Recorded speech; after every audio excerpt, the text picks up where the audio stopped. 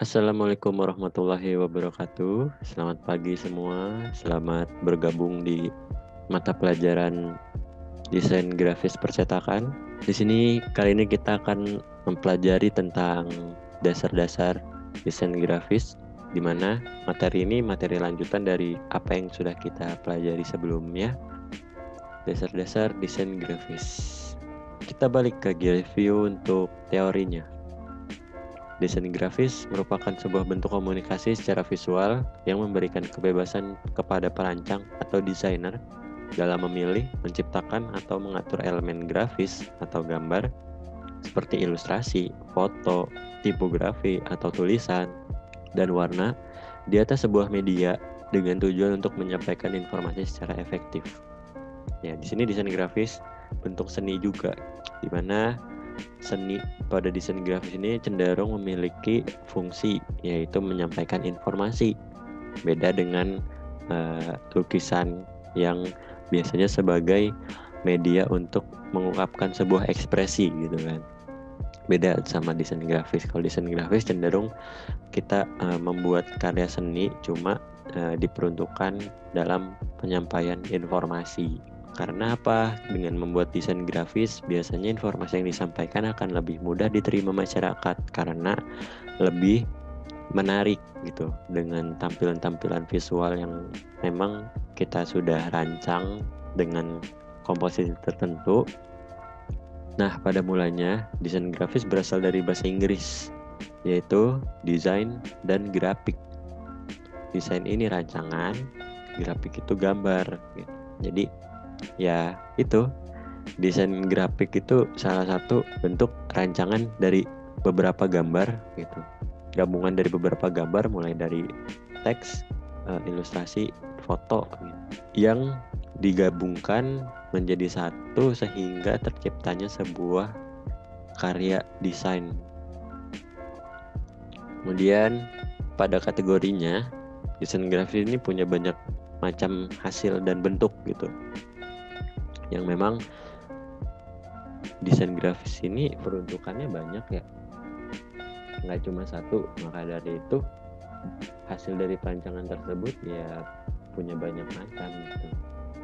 Contohnya seperti mulai dari percetakan atau biasa dibilang printing, terus ada web design, terus ada juga desain media sosial, kemudian ada juga fotografi, ada juga film atau video, terus ada lagi desain produk, perancangan logo, hingga ilustrasi, dan masih banyak lagi kategori desain grafis lainnya. Kita mulai masuk ke percetakan atau biasa kita sebut printing. Di sini percetakan itu biasanya punya dua jenis, yaitu digital printing yang sekarang ini baru-baru, kemudian ada juga offset. Ada juga yang namanya offset. Nah, offset ini biasanya lebih cenderung dia menggunakan plat sebagai media gitu. Jadi kalau misalnya digital printing kita dari komputer udah jadi filenya tinggal cetak ke mesin.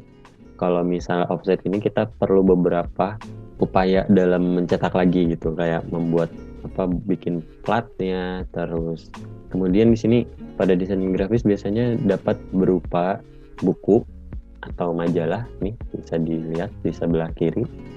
Terus ada juga poster, nih tips bijak bersosial media namanya poster.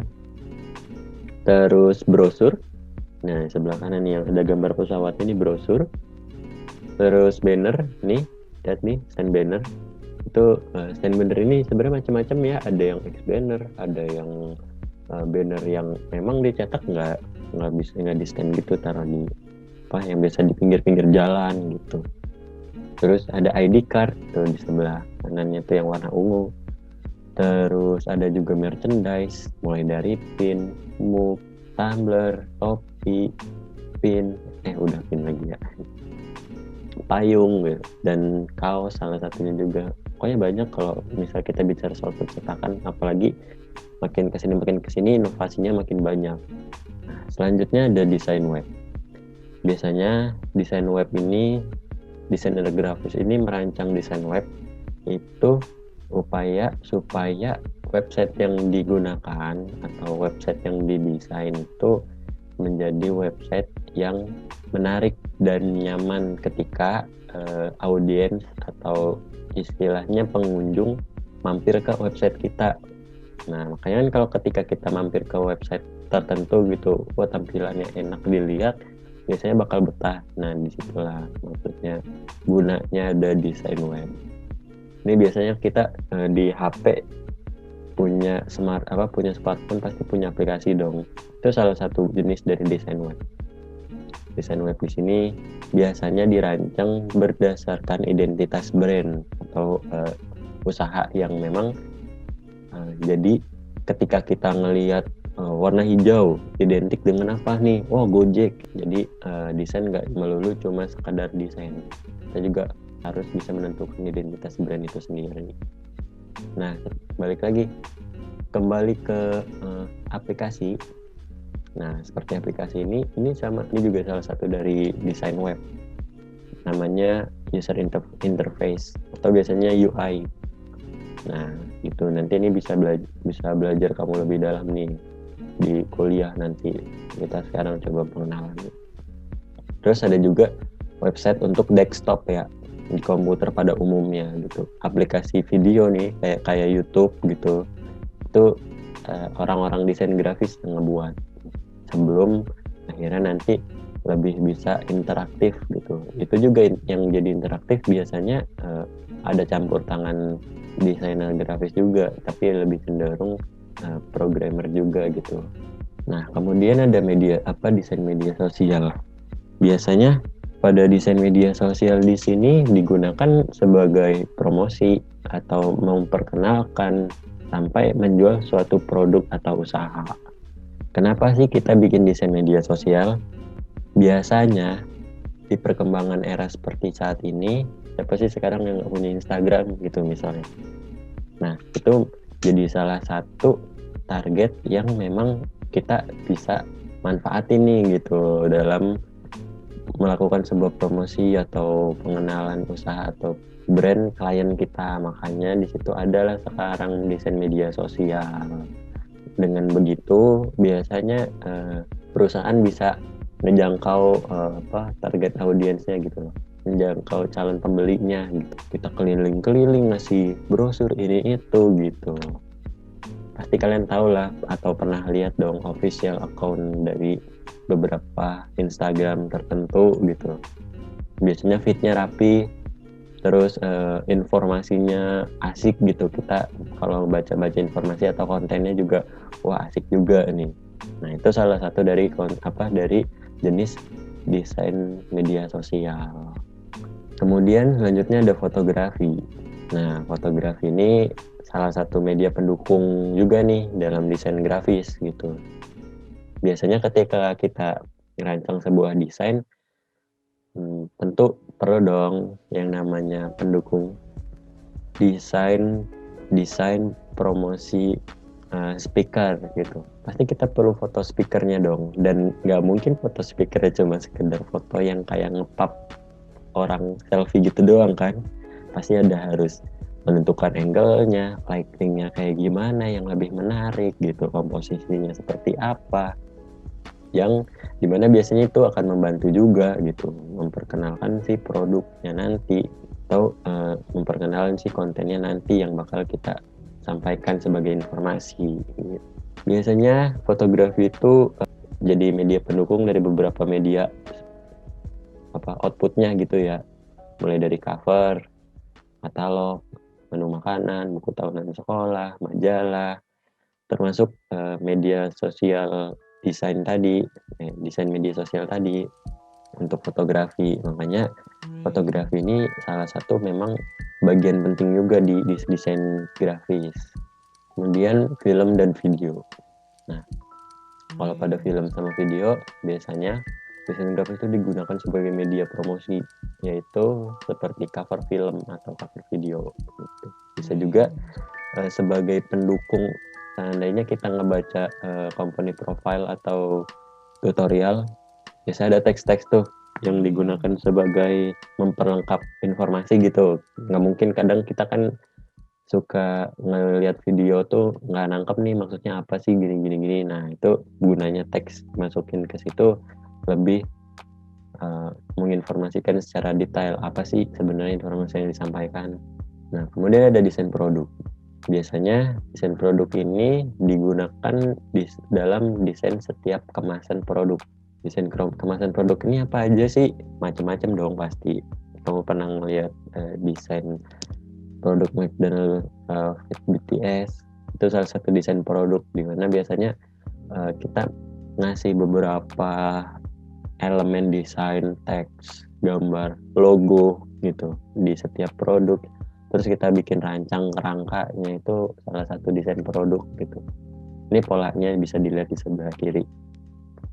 Nah itu kayak produk di dalam kardus tuh biasanya bikin kayak gitu. Nanti pada saat dicetak gitu, masuk ke printing kayak udah kayak gini, nanti dipotong, habis dipotong dibikin lagi jalurnya biar dia bisa ditekuk tanpa harus merusak gitu. Kalau sekarang desain produk tuh emang udah cukup lumayan macam-macam ya.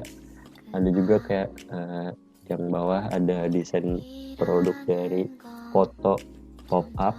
Nah seperti box foto gitu ada juga. Kemudian ada juga perancangan logo.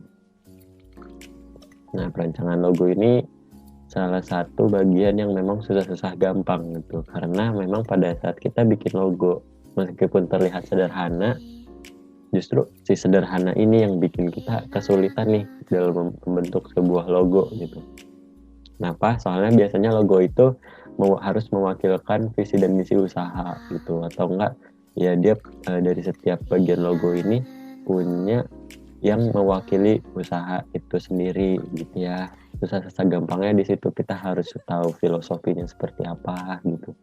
Terus kita tidak bisa mempertimbangkan dengan asal juga gitu apa yang kita pakai, pemilihan warna, pemilihan tipografinya gitu harus kita tentukan sesuai memang target yang kita tentukan gitu. Nah, ilustrasi ini juga salah satu masuk ke desain grafis gitu. Biasanya ilustrasi di sini digunakan sebagai media pendukung juga, kayak fotografi gitu. Nah, kalau ilustrasi ini kan cenderung lebih ke bentuk dari ilustrasi gitu. Misalnya seperti yang tadi, nah desain pada poster tips bijak bersosial media. Ini pada poster tips bijak bersosial media ini kan ada ilustrasinya nih, tangan menggenggam HP. Itu kan relevan dong dengan sosial media itu identik dengan smartphone gitu. Terus ada ilustrasi logo media sosial gitu. Terus ada juga beberapa poin-poin ilustrasi yang memang sebagai pendukung informasi agar lebih efektif lagi gitu. Jadi biasanya sebagai desainer grafis kita menyampaikan informasi dengan dukungan dari ilustrasi tersebut, informasi akan lebih enak dilihat, lebih menarik. Itulah gunanya ada desain grafis. Itu sih untuk pelajaran saat ini. Itu mungkin seandainya teman-teman ada yang bisa mau ditanyakan, nanti bisa langsung diskusi di komen, atau mungkin kita diskusi di grup WhatsApp, atau bisa diskusi di Schoology. Untuk dasar-dasar desain kita sampai di sini saja. Nanti kita akan lanjut ke materi selanjutnya di pertemuan yang akan datang. Itu saja yang saya dapat sampaikan. Semoga materi ini bermanfaat untuk kita. Jangan lupa di like dan subscribe. Assalamualaikum warahmatullahi wabarakatuh.